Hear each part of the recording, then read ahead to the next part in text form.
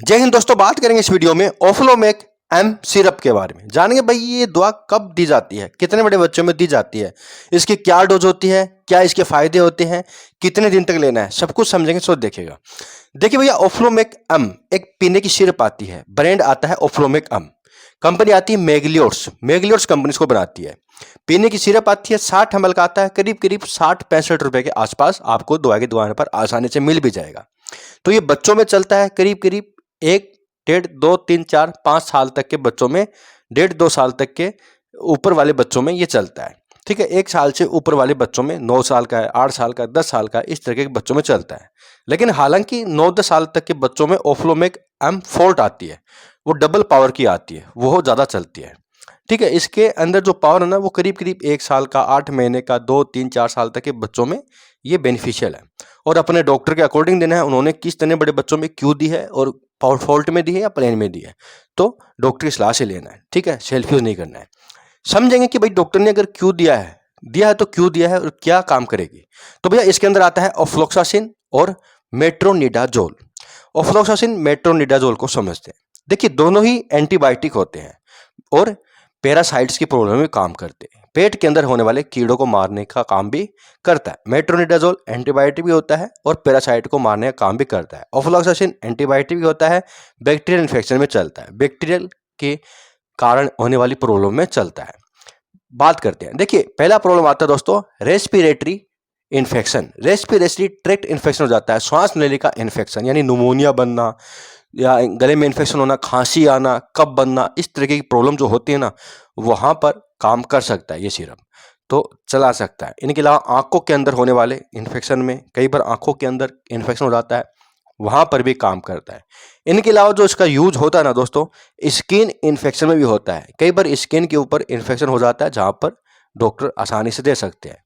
लेकिन जो ज़्यादा इसका जो यूज होता है ना, वो आंत के अंदर होने वाले इन्फेक्शन में, पेट के अंदर होने वाले इन्फेक्शन में होता है। जैसे कि डायरिया होना, बच्चे के दस्त लग रहे हैं, या बच्चे के पेट में दर्द हो रहा है, बच्चे की फ्लूटनेस आ रहा है, बच्चा रोता है, या कोई यूरिन के अंदर इन्फेक्शन हो जाए बच्चे के, इस तरह के इन्फेक्शन में ज़्यादा डॉक्टर प्रिस्क्राइब करते हैं। एक्चुअली कई बार बच्चों के ना आंतों के अंदर इन्फेक्शन हो जाता है, तो बच्चे का पेट दर्द बहुत ज़्यादा होता है, बच्चे के उसके कारण बच्चे के ना बुखार भी आ जाता है, बच्चे के खांसी भी हो सकती है उसके कारण। तो इस तरीके की जो प्रॉब्लम होती है ना, ये चेक करना पड़ता है। अगर नहीं समझ में आए तो फिर अल्ट्रासाउंड करा के देखना पड़ता है। हालांकि डॉक्टर समझ जाते हैं कि पेट के अंदर इन्फेक्शन हो गया है, बच्चे के वहाँ पर कब्ज भी रह सकता है और दस्त भी लग सकते हैं। तो पेट के अंदर अलग अलग तरीके के पैरासाइट्स होते हैं, बैक्टीरिया होते हैं, जो इन्फेक्शन कर सकते हैं। तो ये जो दवा है, ये अगर पैरासाइट के कारण बच्चे का पेट दर्द हो रहा है, पैरासाइट के कारण बच्चे की आंत में इन्फेक्शन हो रहा है, तो वहाँ पर भी काम कर देगी। और अगर कोई इन्फेक्शन है बैक्टीरियल है, तो वहाँ पर भी काम कर देगी। पैरासाइट को मार देगा और बैक्टीरिया को मार देगा। बैक्टीरिया के डीएनए को चेंज कर देता है, जिससे कि बैक्टीरिया मर जाते हैं। तो कहने का मतलब है, आंत के अंदर होने वाले इन्फेक्शन में ज़्यादा यूज की जाती है। कई बार बच्चों के ना पेशाब नली में इन्फेक्शन हो जाता है, लड़कियों में ज़्यादा होता है, गर्ल होती है वहाँ ज़्यादा होता है प्रॉब्लम। यूटीआई इन्फेक्शन लड़कियों में ज़्यादा होती है, क्योंकि यूरिथ्रा पाइप जो होती है वो छोटी होती है पुरुषों के मुकाबले। पुरुषों में भी हो सकती है, लेकिन बहुत कम चांस में ऐसा होता है। लेकिन अगर हो जाए तो बच्चे का पेट दर्द कर सकता है, बुखार आ सकती है, बच्चे का पेशाब करते समय दर्द होगा, झागदार पेशाब आएगा और जलन के साथ आएगा, कम आएगा, बार बार में आएगा। इस तरह की प्रॉब्लम सिम्टम्स ही पता चल जाता है। तो इन प्रॉब्लम में ज़्यादा चलती है, पेट के अंदर होने वाले प्रॉब्लम में ज़्यादा चलती है।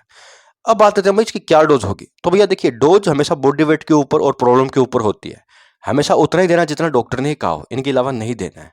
इसकी जो डोज हो सकती है ना, अगर बच्चा अगर 1 साल तक का है, तो वहाँ पर इसकी डोज 5 ml दिन में 2 बार करके देनी पड़ेगी। हर 12 घंटे बाद इसकी डोज देनी पड़ती है, तो 5 ml हो सकती है। बच्चा अगर 8-9 महीने के करीब है, तो 2.5 ml 2 बार हो सकती है।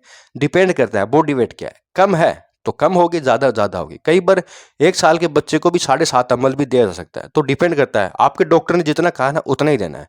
1 वीक से लेकर 2 वीक तक आराम से दी जा सकती है। 1 वीक तक कम से कम देना पड़ता है, 5 से लेके 1 दिन, यानी 5 दिन से लेके 1 वीक तक, 7 दिन तक कम से कम दिया जाता है, जिससे कि इन्फेक्शन वापस ना आ जाए। ठीक है, तो डॉक्टरी सलाह से लीजिएगा। साइड इफेक्ट जैसे कि पेट दर्द होना, बच्चे को नोजिया आना, वॉमिटिंग होना, आसानी से वॉमिटिंग हो सकती है, घबराने की बात नहीं है। लेकिन अगर ज़्यादा हो रही है तो डॉक्टर को बताना है। पेट दर्द ये हो सकता है, गैस बनना बच्चों में, और नींद आने में दिक्कत होना, इस तरीके की थोड़ी बहुत साइड इफेक्ट कर सकती है। सभी बच्चों में नहीं होते, लेकिन कर सकती है, एलोपैथी मेडिसिन है। तो डॉक्टरी सलाह से देना है, कुछ भी हो और डॉक्टर को बताना है। काम नहीं कर रही है तो भी डॉक्टर को बताना है। तो दोस्तों, सब कुछ था ओफ्लोमेक एम सिरप के बारे में। बहुत बहुत धन्यवाद।